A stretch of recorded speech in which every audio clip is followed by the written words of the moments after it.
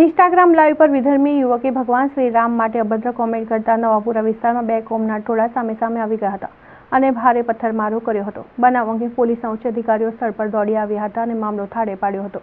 વડોદરા શહેરના રાજમહેલ રોડ પર મોબાઈલ એસેસરીઝની દુકાન ધરાવતા જતીન પટેલ દુકાનમાંથી એસેસરીઝની ઓફર માટે ઇન્સ્ટાગ્રામ પ્રોફાઇલ પર લાઈવ કર્યું હતું અને આ લાઈવમાં પાડાના શાહિદ નામના યુવકે ભગવાન શ્રી રામ મામલે અભદ્ર કોમેન્ટ કરી હતી, જે કોમેન્ટના પડઘા શહેરના નવાપુરા વિસ્તારમાં પડ્યા હતા. નવાપુરા પોલીસ મથકની સામેના ભાગે ગત મોડી રાતે કોમેન્ટની અદાવત રાખી હિન્દુ મુસ્લિમ ટોળાઓ સામે આવી ગયા હતા અને ભારે પથ્થરમારો શરૂ કરી દીધો હતો.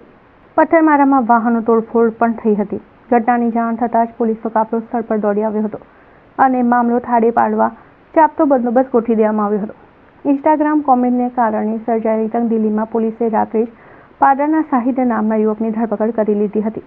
જ્યારે પોલીસ મથકની બહારના ભાગે પણ મોડી રાત્રે ટોળા એકત્ર થઈને ભારે સૂત્રોચ્ચાર કર્યા હતા.